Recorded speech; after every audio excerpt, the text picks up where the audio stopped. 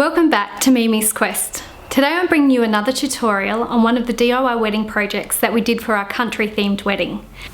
As I've mentioned before, we really tried to save some money with our wedding. We didn't want to go over the top, but we wanted a very rustic country feeling. So we looked at trying to get some flowers up to where we were holding the reception. However, it was really difficult because we were about an hour and 10 minutes away from Adelaide and we couldn't find any florists that wanted to deliver.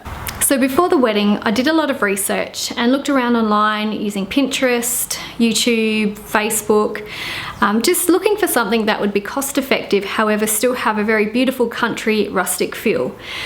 In the end, I decided to go with some potted colour.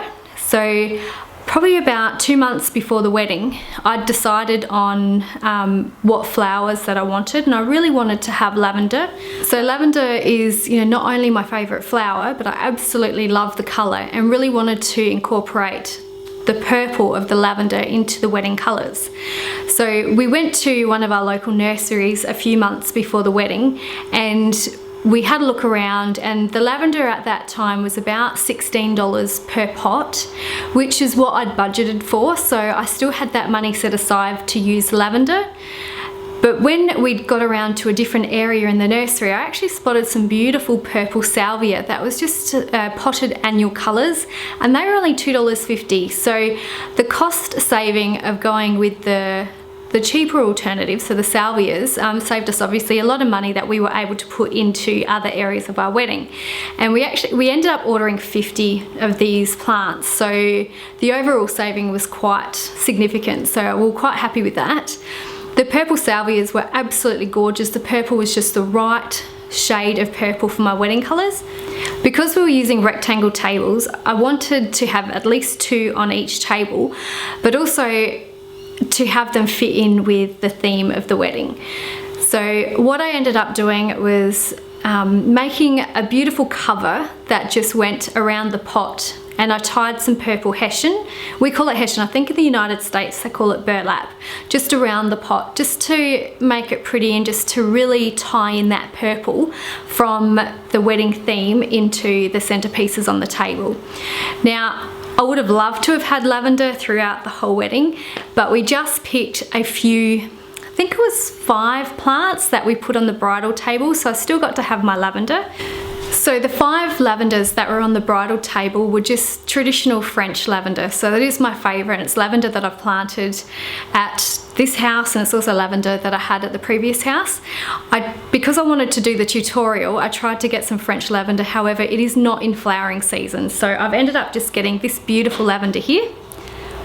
It's absolutely beautiful flowers, such a stunning aroma. And this is called Winter Lace. So it is quite an early flowering lavender, so if you're having in Australia, if you're having a wedding just at the end of winter, start of spring, absolutely gorgeous to do this. But you could use any potted colour. There is so much around, especially in springtime. So just go through your nursery, have a look at what's around in your colour theme for your wedding, and I'll show you now just a simple way to make them elegant, however still have that country feel if that's the look you're going for.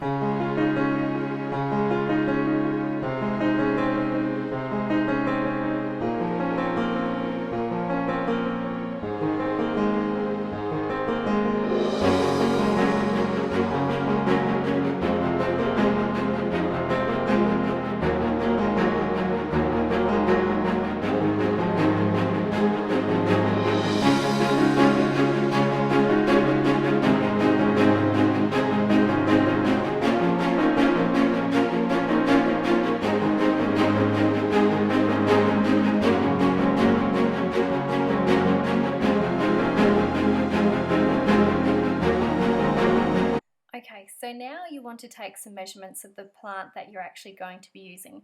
This way you'll get an idea of how much material you're going to need for the cover for the plant. Now just bear with me as I try and work around a tripod and a camera, so I'm having to do this from the side. Now I found that with the covers that I made, if I took the measurements from about 2/3 of the way up from the plant, it gave me enough coverage to be able to roll down the top of the material and not have to worry about doing any fancy seam work. It just made it a lot simpler.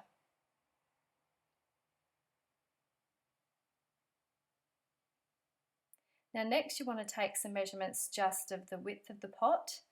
Now, it really depends on how much extra material you want to have on the sides as to how wide you make this. The ones that we had in the wedding were quite tight and looked very pretty.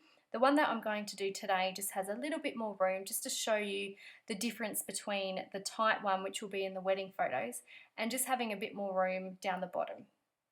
So for the next bit, you just need the material, obviously your tape measure and your measurements and your scissors.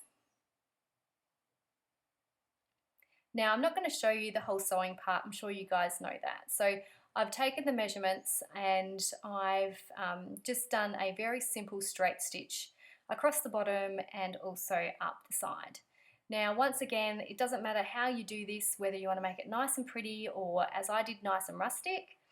Now here I've ironed the material sort of inside the right way, so I've turned it in the right way, and I've got some waterproof sandwich bags here. Now the waterproof sandwich bags are so that you're still able to water the plant the day before and not have any of that moisture seep through into the material that you're using for the cover, but also so it doesn't seep through onto the tablecloths during the actual reception, which would not be a very good look. So here I'm just grabbing one of the sandwich bags and I'm going to pop that pot into the bag. It's actually funny, on the night before the wedding, when we were getting the ceremony space wet already, I actually had my new father-in-law help me with this, and it was such a wonderful bonding experience trying to do 50 plants with your future father-in-law. I think he actually felt really useful, and I did value so much his help that evening. Now I'm just going to get the little bag that we've made and I'm going to pop that pot inside. And you'll see what I mean by all that extra material in a moment when I pull it up, that there is quite a bit there, but it then just lets you have that ability to roll down the top and make it look like a little sack.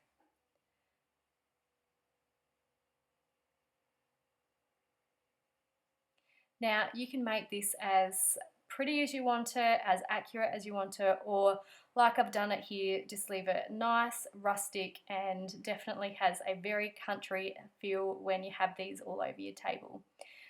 You do want to make sure that your little waterproof bags though are packed away or sort of tucked in neatly, so just as you're making them, just put those little bags, push them down into the sides. Now the next step really is to decorate it. So here I've got the hessian that we used, or the burlap. It came in quite a thick roll, so I've cut down some pieces, I better get rid of that little strip there. Yeah, so I've cut down to something a little bit thinner.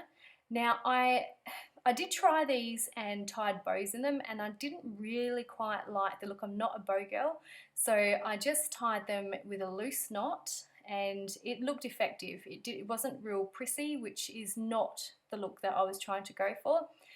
However, having cut that in half, you do have to sort of tidy up a few little bits there.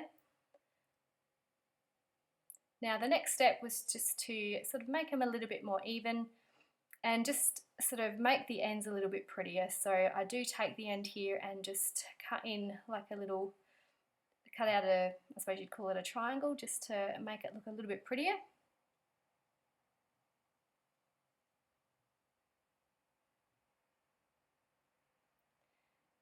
And that's pretty much it. There you have it, a very simple but rustic floral centerpiece that really just doesn't cost very much. So thanks for watching the tutorial. I hope you liked it. If you've got any comments or questions, please leave them in the box below and I'll try and get back to you.